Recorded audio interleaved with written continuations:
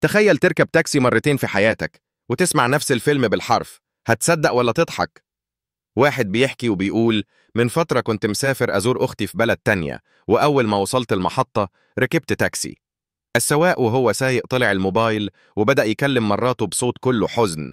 بيقول لها: أيوة يا حبيبتي، كلمت الدكتور، العملية بعد المغرب، بس ناقصني 200 جنيه، خليكي مع الولد وأنا جاي بعد الوردية. أنا بصراحة اتأثرت جدا وقلت له: ربنا يشفي ابنك يا اسطى. وقبل ما أنزل اديته 200 جنيه ورفضت آخد باقي الأجرة. الراجل عيونه دمعت وقعد يدعي لي وأنا دموعي كانت هتنزل. بعد أسبوع رجعت نفس البلد وركبت تاكسي تاني، والمفاجأة نفس السواق. المهم، بعد ما اتحركنا لقيته طلع الموبايل تاني وقال بالحرف: أيوة يا حبيبتي، كلمت الدكتور، العملية بعد المغرب، ناقصني 300 جنيه بس.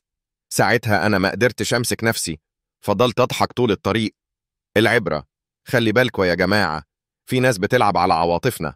وادعوا كتير اللهم صل على النبي.